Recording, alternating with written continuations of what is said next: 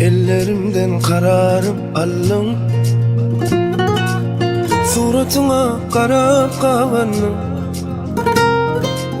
Bilsen yürek ideale talap, bugün seni juda kavanım. Hasretime dengeler şayat, asmana kıyılır şayat. Kavanışım bolsa da ayıp, bugün seni juda kavanım.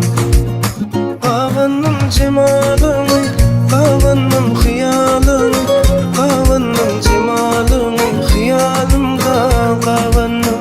Kavanım cemalını, kavanım hıyalını, kavanım cemalını, hıyalımda kavanım.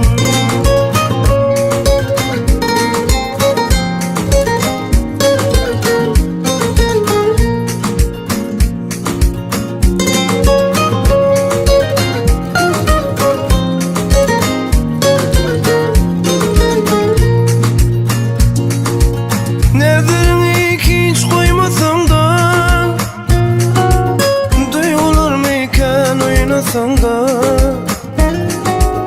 kıynamakta hiç doymasam da, bugün seni juda kavanım.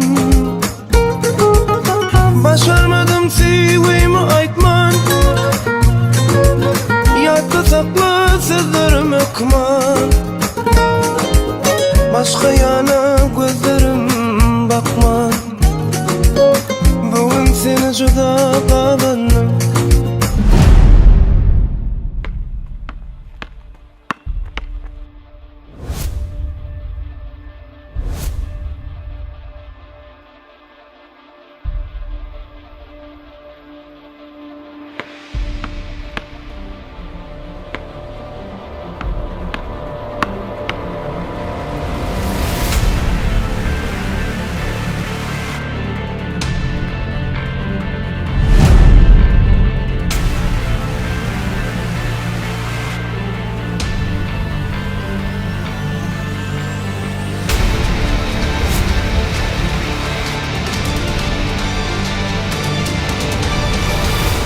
Kavanım cemalını, kavanım hıyalını, kavanım cemalını, hıyalımda kavanım.